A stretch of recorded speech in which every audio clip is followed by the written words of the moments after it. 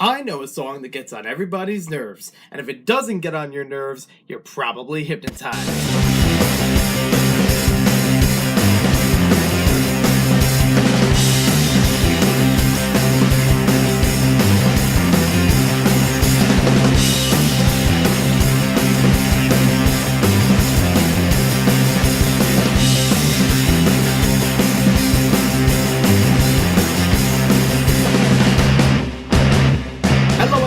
This is Maniac 4 Bricks, and we're here today with another Brick Theory episode. Unfortunately, this isn't one of the 4 that I've mentioned in the past that I've been working on since October of 2017. The problem is my laptop that stored a lot of the files, recordings, and scripts for each of those videos needs a replacement battery, but I can't access any of those files currently, so I have to record a newer Brick Theory, or at least re-record some of those older ones. This is actually an unscripted video that I'm just going to try my best to go through all the details as best as I can. And I thought this would be an intriguing theory and maybe some nice discussion in the comments down below. Between the 3 major blockbuster movies, the Lego Movie, the Lego Batman movie, and the Lego Ninjago movie, you'll notice one thing they have in common. Well, other than they're all out of Lego, they have daddy issues, and probably a couple other things. I did want to mention the point about each of them having a music track that is part of the Lego universe. Now, a lot of times with movies, soundtracks would normally just be for the entertainment of the audience. They would be a way of just hyping up an event or providing the right emotions to go along with the visuals. But for each of these movies, they have a song that is used in their soundtrack that is part of what the minifigures in those worlds listen to.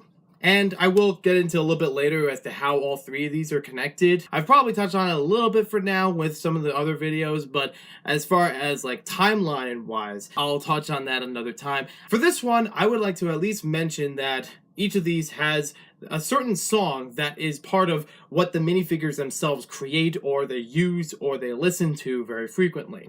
Starting at the back, we have the Lego Ninjago movie, but the most recent of the 3, with the Weekend Whip. Now, I can't really recall if it's the same one the Fold used in the original version of the TV show, or if it was a later version that was just made specifically for the movie.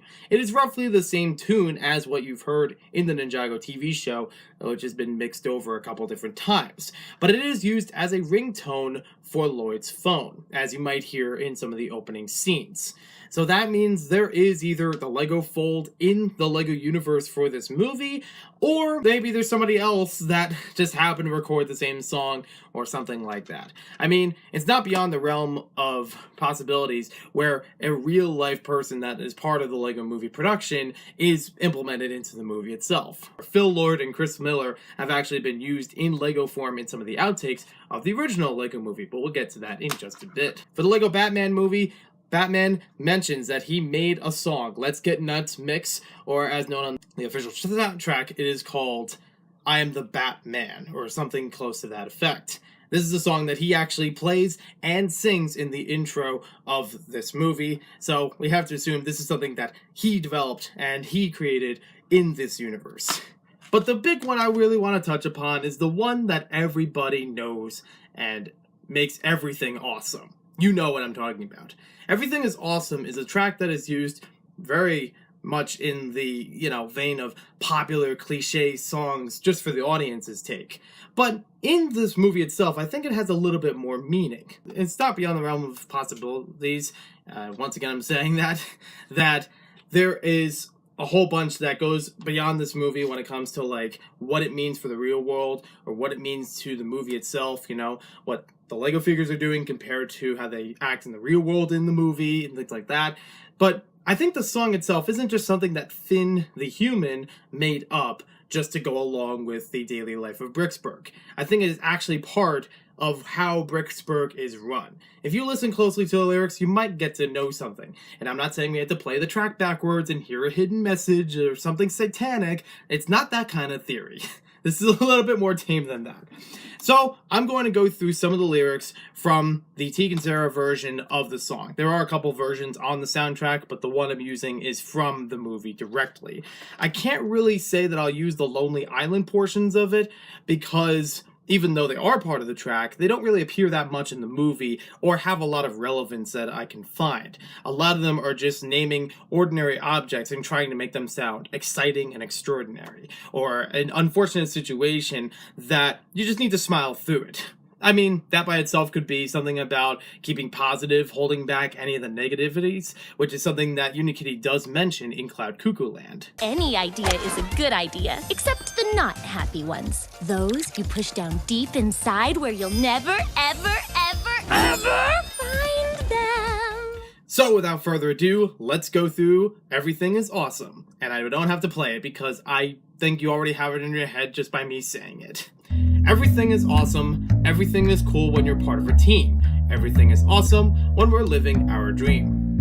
Now, before we go further, I do want to mention the reason why I'm looking over this and saying this is actually in the universe of the movie. It's not just because it's played on the radio and all over the place in Bricksburg. We get to see that as President of Business is going through the Octan Tower, he controls the radio station, like most of other things, like voting booths and whatever, but he controls the radio. He wants that song to be played. He probably made the song, but I can't really confirm or deny that. He does have a robot DJ, which he probably made, so it's very likely that way. But this is a song that he wants to fuel into people's heads, to listen to the words, to just operate with this mentality of keeping upbeat, positive, and a little bit of ignorance is bliss sort of thing.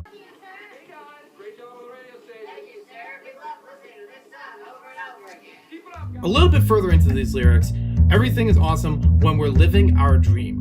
Now, I can't really say if everyone in Bricksburg is living the lifestyle they want to, and I get the impression that even Emmett is like, well, it could be better, because even though he follows the instructions, like, by the book, and has literally no personality to him, like, as we see later with the police interrogation, he doesn't really, like, when he goes through the instructions, he mentions that hanging out with his best buddies, he's in a lone apartment. He has a plant that, tries to interact with. So I have the impression that, okay, it's either just something as a coping thing or something as like, okay, maybe we'll just make it up and go along. Okay, need to have somebody around, not quite what I was hoping for, but let's see how this goes. So living out our dream, I don't know if everyone wants to be in their positions, like if everyone wants to be a construction worker and things like that. It's kind of hard to see when we're mostly following him around. But I do want to note, I know one person, or rather one group of people, that do live out their dream. And that's the master builders. They get to build whatever they want to. They get to make it in their own way. And that's not something you can get really through Bricksburg. You have to build it by the instructions. You have to build it by the rules, by whatever Lord Business dictates. So, master builders might have the upper hand on this one when it comes to living our dream. I mean, maybe they don't have a job or something, but at least they get to build in the way they want to and live the way they want to. Being part of a team, obviously, is going to be about teamwork, and this song definitely has encouragement about being a part of a team and teamwork. And as we get to see, construction workers all working together on buildings and such, there's no way one of them can operate all that machinery and get the job done. It kind of goes along with the next lyric. Everything is better when we stick together. Side by side, you and I gonna win forever, let's party forever. We're the same, I'm like you, you're like me, we're all working in harmony. Obviously, the sticking together is, you can think of it right then and there about the teamwork. Or you can even go in a Lego funny way like I will and say, sticking together. Like Lego, they connect. But I feel like it could go some other way with this. Again, being Lord Business's, broadcasting of the song, sticking together kind of sounds like, somewhat sticky. Clue? Craggle? Craggle can stick together, and it'll definitely stick pieces together, and it'll definitely stick minifigures to where they're standing, or buildings together. Side by side, you and I gonna win forever, let's party forever. Now, when it comes to the Craggle being introduced in Bricksburg, you might remember, it comes in on a giant ship, and everybody is celebrating It's Taco Tuesday. They're handing out free tacos everywhere. Everybody's partying and dancing, confetti, all up in the streets. And then people get frozen in place. Some of them will obviously be running away in a panic and with the panic expression.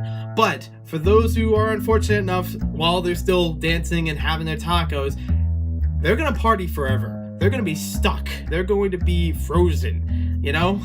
If not for the end of the movie, Lord Business would be able to make everything stick together. Literally, they will be frozen solid. They will not be able to move. It'll be total perfection. To put it into someone's words. We're the same. I'm like you. You're like me. We're all working in harmony. Working in harmony, again, does go back to the teamwork aspect, but also take a look at everything that's done before that. Look at how everybody drives. Look at how everybody gets on and off the subways or buses. Look at how everyone moves to get their coffee. They move the same way, and same arm motions and everything. They go into the same coffee shop. They get the same coffees. They drive with the same cars. They all park in just the best synchronicity ever, which will never happen in real life. Yeah, it's pretty formulaic. So as much as Emmett is on the extreme, in my opinion, when it comes to following the instructions and following the rules and everything, I don't think he's alone. I think other people do, but they still get to express themselves in just very small ways with their certain interests or hobbies, you know, who likes sausages and whoever. You know, Emmett's the kind that's just kind of like, yeah, that's going on. I like it. It's all good. And maybe that's a little mainstream and a little shallow, but, you know, it's Emmett. Favorite restaurant, any chain restaurant, you know, things like that. Now, as far as other than that, it's pretty much just repeating the same lyrics over and over again. And you know what happens with repetition? You start to remember it. You start to recite it yourself. And that's the kind of thing that, you know, for a song like this, and being played constantly. Man, I feel so good right now. I could sing this song for hours. A song like that, just by me mentioning it in the beginning of this video, you probably remember most of the lyrics. You probably remember how it goes. Why? Because it's repetitive. It's intended to be with you. Think about the lyrics. When I've seen other people that talk about this movie from an art perspective, media perspective, and, you know, they talk about censorship, they talk about creativity, they talk about copyrights, there are real world issues that they identify with this movie. I thought it would be interesting to at least share the song that puts the whole movie in one perspective. You know, yes, we're all working together. Yes, we're all positive. But are we really happy? Are we really living our dream? Are we really doing the things we want to? And, you know, maybe you'll be stuck in that routine. Maybe you'll be stuck in Craggle. I mean, that's another thing to think about. This whole movie is supposed to take place with Bricksburg developing over 8.5 years. People might be stuck in that job for all that time. That is something that they developed and something that's been going on constantly in order for them to just be that. Do only that. You can't think for yourself. You can't be creative. It sounds like a Lord Business message to me, don't you think? So thank you for watching this video. Hope you guys enjoyed it. I know this was off script and a little bit longer than it normally would be, but I still thought this was worth looking into, and I'd like to hear your thoughts in the comments down below. I don't know if I could really go through the Batman movie or the Ninjago movie in the same way as far as lyrics go, since they're a little bit shorter for how those songs are used, and probably not as, you know, in-depth as this one as far as I can go. But we'll see you next time with more LEGO videos, and be sure to come back for more about Brick Theory.